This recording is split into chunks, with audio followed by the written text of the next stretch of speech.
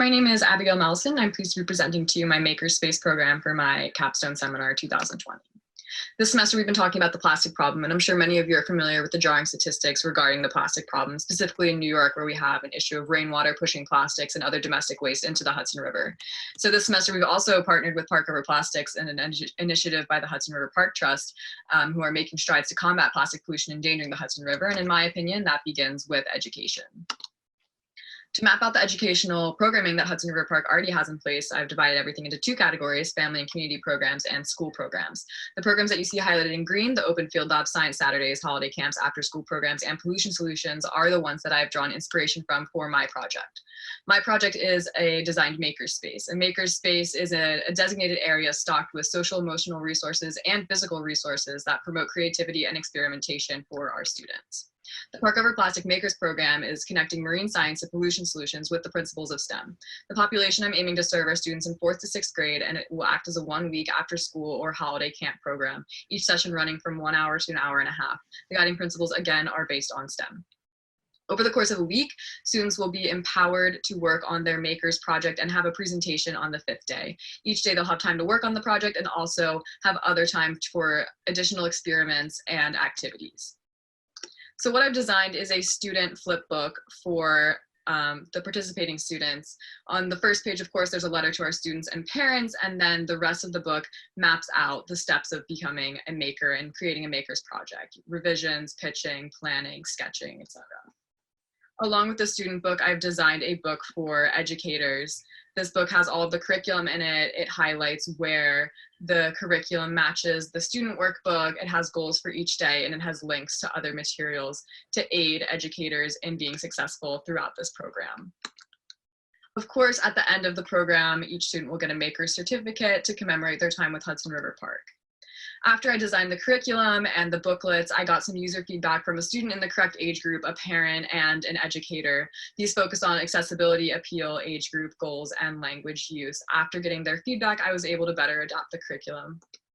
The potential outcomes of this program are the application of STEM practices using makerspaces and increased awareness of plastic pollution in the Hudson River, ecosystem and dynamics of the Hudson River, and behaviors that promote a healthier environment. Thank you.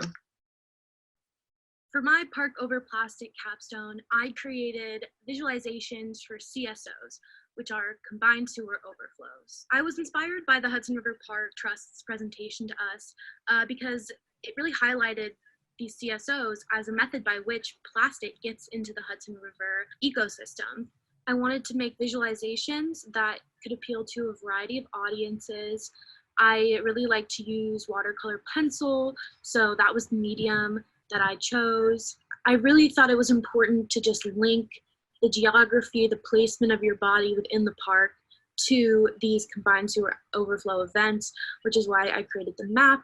I wanted to link our daily water use, our toilets, sinks, washing machines, showers, to different type of plastic pollution, which is microplastics, which can come from the fibers of our clothes and get into the sewer system when we wash our clothes. And I really wanted to have a good visualization for how CSOs actually work, which is why I have the panel with the pipes showing how plastic can actually make it from our homes or from storm drains into the Hudson River estuary. Lastly, I really wanted to tie, our street pollution, which is a big problem in New York City. You see, a lot of litter on the streets. I really wanted to tie, that visual into the CSO visual, because that's how large pieces of plastic, the type of styrofoam and packaging that we were picking up when we did beach cleanups with the Hudson River Park Trust, get into the Hudson River estuary and damage the ecosystem. I originally intended these 4 panels to be physical installations, so signage in the park. But as I worked on them on my computer, I realized that they could also be pretty effective digital visuals. So here they are in their, finalized form. I just want to say thank you to Clarissa and thank you to the Hudson River Park Trust for all the inspiration and the help. Project is focusing on the Hudson River estuary underwater. It's 3 PowerPoint presentations about 3 different species. The problem it's tackling is microplastic consumption by these species. It's meant to raise awareness about how plastic pollution is impacting these species, and the audience is meant to be ranging from kids to adults who are not environmental experts. So I'll run through the slides quickly due to time. The diamond turtle is the first one. This is a little slide about where they're found in the estuary, what they consume in the estuary, the microplastics in the estuary in 2019. Here you can see the turtle is about to consume microplastics. It's just an example of how they might ingest them. The stomach of the turtle and the fact that toxins are leaching into their stomachs. And here they disappear due to all of the given. The consumption of microplastics in extreme cases can lead to the disappearance of the individual within the species or the species in general in extreme cases. And then biomagnification is a key environmental term that I thought related to this, but is also just a good way to give a definition of a term for the general knowledge. And here the turtle comes back with some solutions of ways you can help to sort of end on a positive note.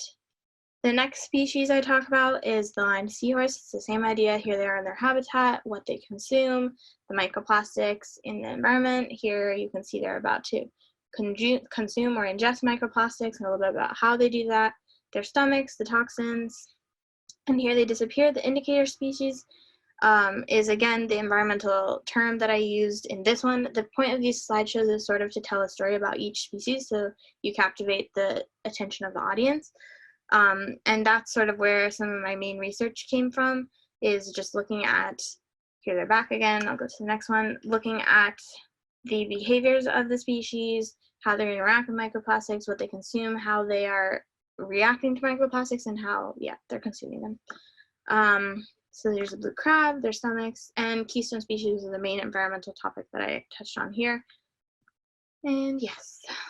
So the point of these slideshows is that they can be used on the website for people to click through at their own pace, which is not what I've done here, but you would essentially use them that way, or for the Hudson River Park Trust to use them as educational material.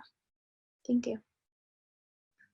Hello, my name is Claire Yin, and for my capstone project, I created a series of 5 posters designed to inform the general public on how they can contribute to the Park Over Plastic initiative, as well as why this initiative is important to not only Hudson River Park, but the environment we all live in. This first poster connects the series of posters and lists 4 main ways in which the public can contribute to the initiative. Each section here is representative of a poster that will be shown subsequently.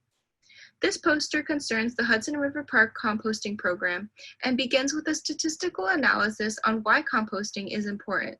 The poster goes on to give a step-by-step guide on how one can contribute compost to the park, focusing on what to compost and where the compost can be dropped off.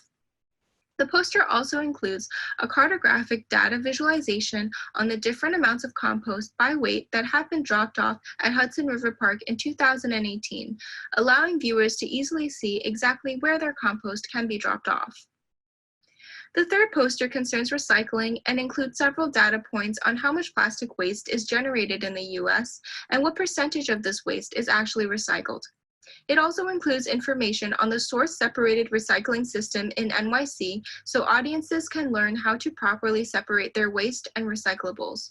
The data visualization here is extrapolated from annual data from the Department of Sanitation and gives a visual representation of not only the constitution of curbside collections in the past decade, but the recycling diversion rate as well. The fourth poster concerns plastic alternatives and is designed to encourage the reduction of the use of single-use plastic. It begins with a visual representation on which states have banned or taxed plastic bags, with New York being one of them, and continues with another visual representation of what types of plastic are still polluting the Hudson River. The rest of the poster focuses on various plastic alternatives to everything from plastic bottles to plastic utensils, with links to where one can purchase these alternatives provided accordingly.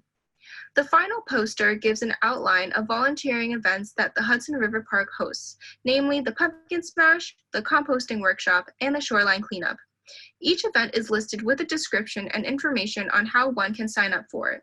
The data visualization here gives the highlights of what Park Over Plastic has achieved in 2019, with each element of the picture representing a specific achievement.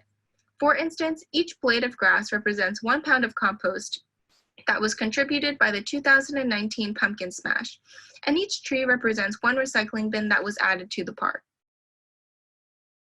Hi everyone, this is the final presentation for Park over Plastic by Nanju.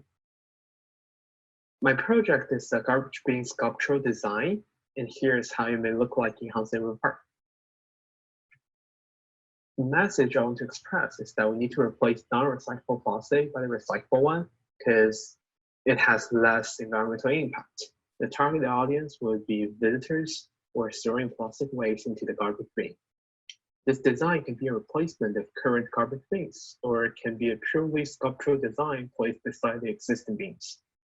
All the images around the bins will be made out of plastic pieces collected from the Hudson River. This is an expanded view of my design, and here are the details.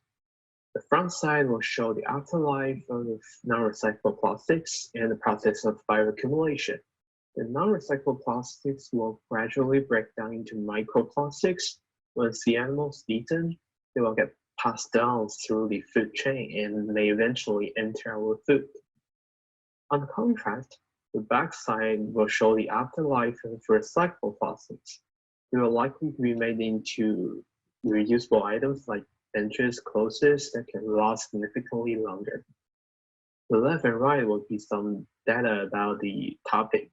The left shows the proportion of plastic found in Hudson River Park and the data visualization of the thing that we need to target first, foam and bottles. The right says that 80% of plastic are non-recyclable, reflecting that the core message of this design is significant. The top view shows that there are two rooms in the garbage bin. One is recyclable and the other is non-recyclable, and there are much more non-recyclable plastic in the park, which is problematic. Due to the graphic design, I think a cubic garbage bin may be a better fit of the project. So I demonstrate how it may look like on a cubic garbage bin at Hudson River Park. Just want to apply the design, this may be a better choice. Welcome for questions, and thank you for your time. Hello all. For my senior capstone, I've chosen to remake the sewer in a suitcase model utilized for the Hudson River Park Trust. I call my version CSO, or Cased Sewer Overflow. Combined sewer overflow is a problem for the Hudson River Park Trust because it often allows for untreated water, which carries plastics and other pollutants into the Hudson River itself. Combined sewer overflow is a bit of a difficult problem to visualize, and so the Hudson River Park Trust utilizes the sewer in a suitcase model to explain the issue. However, I found that me and the Hudson River Park Trust found that the model is clunky, difficult to clean, and in my personal opinion, kind of involved and complicated. So I wanted to design a sewer in a suitcase model that can be used specifically for the Hudson River Park Trust. That's a sleeker, more straightforward way to visualize the issue. The real model would ideally be made of stainless steel sheet metal, painted colorfully, and featuring a plexiglass back and pipes in order to actually be able to see combined sewer overflow in action. My model also includes built-in instruction panels on the plexiglass side so that any user can interact with it and utilize it. Primary goal is user interaction education on the plastics problem. And I think that this model could be used on field trips as well as in a museum. Thank you very much. All right, guys, this is how I want my model to work. It opens up like this.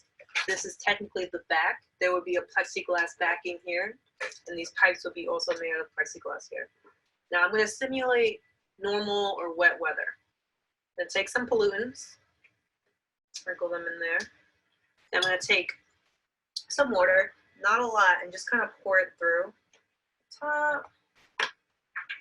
And then as you can see, the water travels down the pipe, gets stopped here by the treatment plant, and the pollutants don't come through, but the water comes out by the treatment plant. I'm now going to simulate wet weather by pouring a lot more water more rapidly out. And as you can see, some pollutants were able to come out over here. This was overwhelmed. Therefore, combined sewer overflow occurred and more pollutants spewed out from both ends. Hi, my name is Lily Walsingham, and I was super inspired by the Hudson River Park Over Plastic Initiative. After a lot of depressing research looking deeper into not only the plastic problem in the Hudson, but globally, I wanted to create something that was fun, both to make and use, but also educational, pointing out how dire the situation is for marine life. So after a lot of brainstorming, I came up with my idea, a life-size sturgeon game. As a college student and environmental activist, I know education is a huge step in making change, not just locally, but system-wide. I also know that children are amazing teachers themselves and usually share what they've learned with others, like parents and neighbors, and people tend to be more receptive to that information. So I created a game geared towards children, but I know all age ranges will appreciate it. The game also features one of my favorite native fish, the Atlantic sturgeon. These river giants are anadromous, and fishermen used to actually hesitate to take their boats out during breeding season for fear of capsizing. But thanks to their tasty eggs, known as caviar, the species has basically been decimated. So, how do we play this game? I've created an instruction pamphlet so people can play at home, and it includes some amazing information on like biomagnification and what sturgeon actually eat and why we should care. The instructions are simple. Grab something to use as food, in this case I'm using bobbins, and set a timer. My instructions say for a minute, but you can do however long you want. Once you've got the timer set, just scatter your pieces. You're going to want to pick them up as fast as possible and feed them to your sturgeon. If you're playing from home, you can always use like a paper bag or something to replicate my sturgeon. Once your sturgeon's had its fill, you're going to want to open them up and grab all the food out so you can sort it.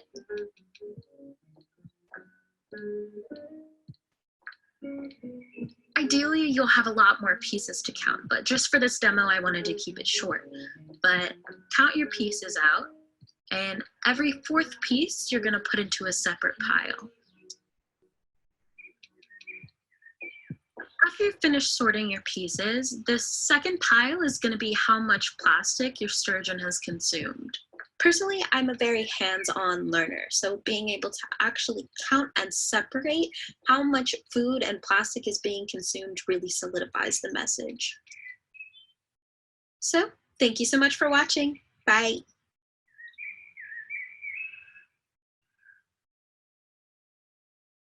Plastic bag and plastic film collection and plastic yarn workshop are kind of what I ended up titling it. Hopefully my internet's good. I'm sitting outside to try to be as close to the internet as possible. So we'll see how it goes. So here's my first item that I made. It's kind of a flyer explaining where I was coming from for this project. But before I go into it more in detail, I just wanted to share a little bit about where I was coming from. I think for me, I liked the idea of working with plastic bags to emphasize what you guys touched on when we first visited Hudson River Park about like the importance of materials. And so I was specifically inspired by your like plastic consciousness exercise that you guys did, trying to get like anyone who comes in to really take a second and look at the amount of plastic that's on their body. So I'm hoping that like plastic bags can by turning plastic bags into a material that can be used creatively, it can contribute to that mission of Park Over Plastic to like inspire more consciousness about the waste around us. The first part of my flyer is just giving some facts about like emphasizing that plastic comes from oil, emphasizing like the amount of bags that are used and the amount of time that they exist in the world, and then touching on the fact that they're very difficult to conventionally recycle. The middle goes into a little more details about costing the city millions of dollars, but when I was rereading it just a second ago, I wish I just said costing the city in general, because I also talk about how it's costing the city in health in the last point, saying that plastic bags are disproportionately transported through and processed in minority low-income neighborhoods, contribute to the amount of smog clogging NYC lungs. And then the third part is kind of like the call to action, getting people to think like every plastic bag you encounter will exist on this planet for thousands of years. Take some time today to look at all the plastic around you. Can you imagine a way to save this valuable material from an eternity of causing ecological harm? And then I said Hudson River Park, but I tried to like not include the Hudson River Park name as much because I wasn't sure if you guys would want to change any of the text, but at Hudson River Park, we believe that you can. All it takes is a little creativity. So here's my next visual that I created. It's like a system map, making the case for possibly setting up a collection bin at Hudson River Park. So plastic bags are very difficult to recycle, as we just talked on, but also they're the collection bins that would get a plastic bag to actually, like a recycling center that would actually be able to recycle it are very few in New York City. So the idea of setting up a collection bin open to the public at Hudson River Park made me kind of excited. You can see that the bags would come in from people and park goers. You could even collect plastic film from like local businesses or tenants that are on the Hudson River grounds. I know that you're trying to reduce their overall plastic, but plastic film tends to find its way into most tenants, so I'm sure they would probably have some to contribute. And then bags that are found from the Hudson River that could be easily sanitized could also be added to the collection bin. And then the collection bin would be emptied into a public storage space that anyone could contact the park and ask for bulk quantities of plastic bags. I'm someone who likes to create with waste, and part of what I like about it is looking for the material, but something that I realize a lot of people's walls are between them and pursuing waste creations that they want to pursue or that they've seen other people doing is that they don't necessarily want to be digging through trash cans or texting multiple friends to try to collect like hundreds of bags. So it'd be cool if the collection bin at Hudson River Park could serve as like just a free source for creatives trying to use waste, specifically plastic film.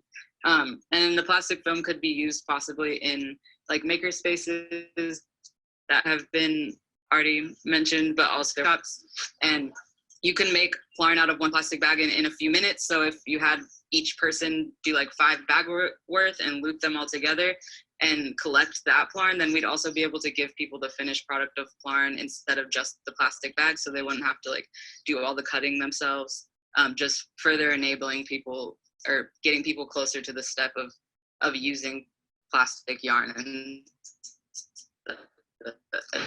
to create things. And then I said it was 10 bags, less than 100 bags.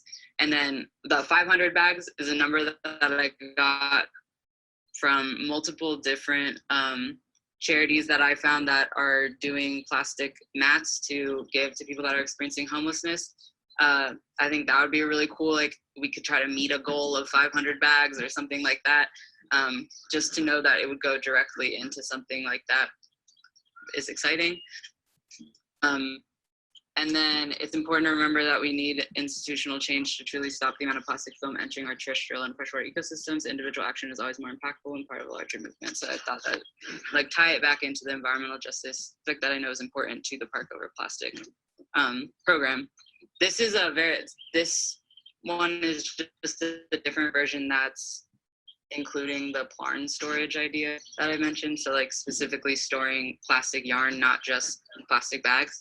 So it's basically the same diagram, but it just includes the storage aspect yarn for plastic yarn.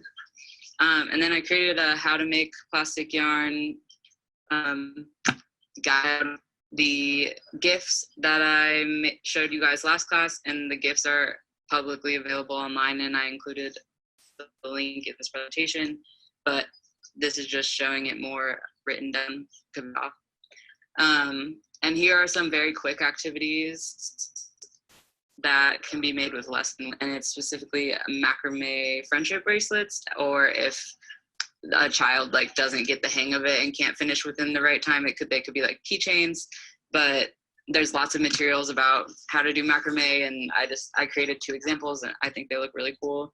And I think that teaching kids like crafting skills in general is really empowering, especially crafting from waste, because it's free and it's available and it's everywhere. And yeah.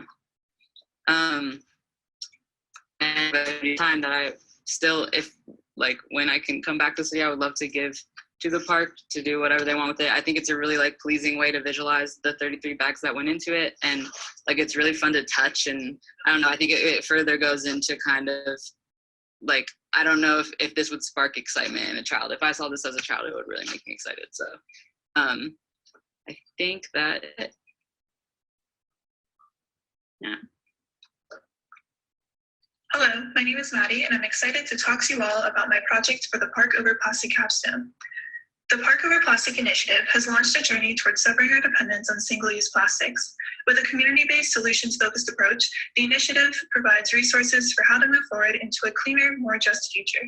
Leaders of the initiative seem to know where they want to go, so I was interested in how exactly we arrived at this launching point. My project for this seminar is a timeline of events leading up to the creation of the Park Over Plastic initiative. The nearly 250 events that I've selected, the timeline, fall most broadly into the categories on the left. I decided to focus on these particular pathways because when thinking about topics that are typically identified as environmental issues, such as plastic pollution, it's important to remain grounded in the interconnectedness between the social and the biophysical. My intentions in making this timeline are to begin to communicate the importance of including stories about social histories when discussing the contemporary moment of the single-use plastics crisis. I decided to make sample signs for the 1980s and the 1990s because they are particularly influential decades in the environmental movement and in the story of the creation of Hudson River Park. I made some additional individual year signs for selected years throughout the timeline. In the 1980s, consumers began to have a different relationship with single-use plastics for a variety of reasons. And additionally, the Westway project, which was proposed to replace the dilapidated West Side Highway, was officially abandoned. The Westside would have required the city to demolish the Westside piers and replace them with landfill in order to build a new highway. So the failure of the Westway is an important moment in the eventual creation of the park that we know today.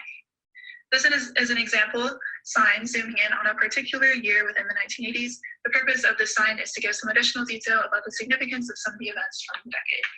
The 1990s lead up to the creation of Hudson River Park, and this sign depicts events leading up to the acceptance of a park proposal in the Hudson River Park Act in 1998.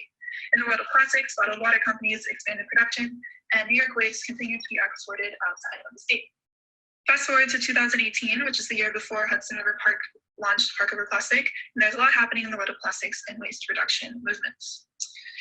Timeline signs could be located throughout the length of the park in areas where people spend extended amounts of time. The decade sign could be located at the entrance or beginning of a pier section, and then the individual year signs for that decade could be located along the length of that pier. Having a fuller picture of the place-based, localized history of Hudson River Park contributes to a sense of ownership or personal stake that park goers could feel over reducing single-use plastics.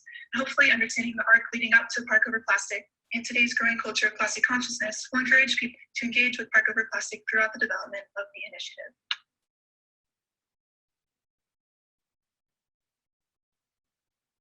Great, thank you. We'll take questions.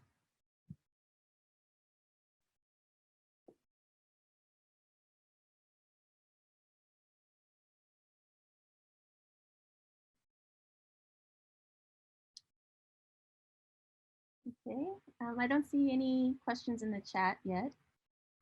Also feel free to unmute.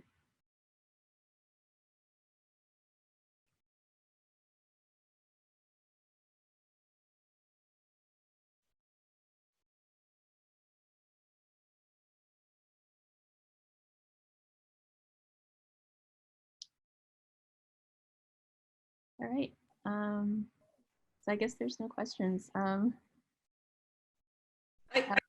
Yeah.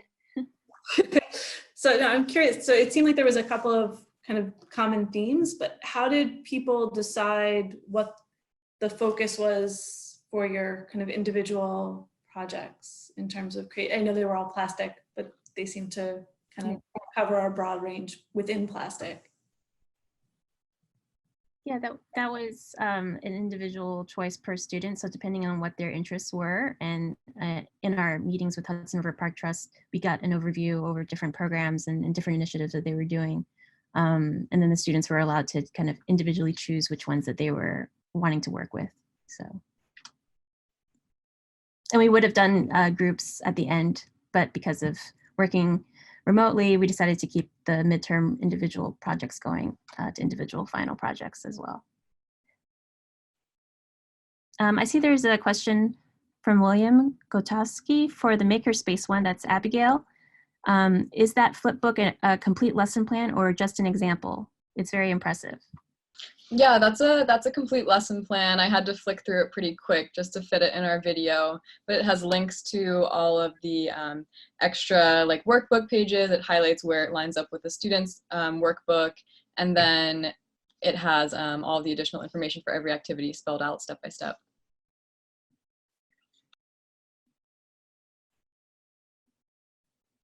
Okay, awesome. Any other questions?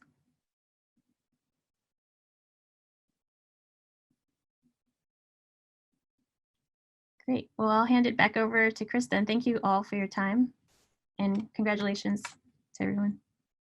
Awesome. Virtual clapping for everyone. Thank you, Park Over Plastics. Thank you, Clean Energy Innovation Capstone Group. In the chat thread, you'll see the Google form for the very, very brief evaluation. Please fill that out for each group, and we'll pass that along to both. And I just want to say, what I always love about the Capstone presentations is the range of what they cover, because of course any real world environmental project is just going to have different dimensions to it, and also is going to have different ways of approaching it, which is pretty fantastic. It's so great to kind of see this full range of kind of like policy analysis and some kind of creative approaches to figuring out how we can respond to energy issues. Going over to a complete different form of creativity is kind of like, how do we engage with local plastic pollution in a natural area with social activity going on it. So I really appreciate kind of like the amount of effort, the sincerity of it, the kind of thoughtfulness that goes into it, as well as the kind of like pretty great amount of creativity that goes into the project proposals that we've seen today. So thank you so much to all the students. Thank you so much to Clarissa Diaz and Derek Sylvan. You've done fantastic jobs. I really appreciate it. I know it's been a exceptionally challenging, to say the least, semester, and so it's really fantastic to see a really successful bookend to this really important project. So thanks everyone, and I think we're done for the evening. Have a great evening if you're in the East Coast, and have a good night everyone else.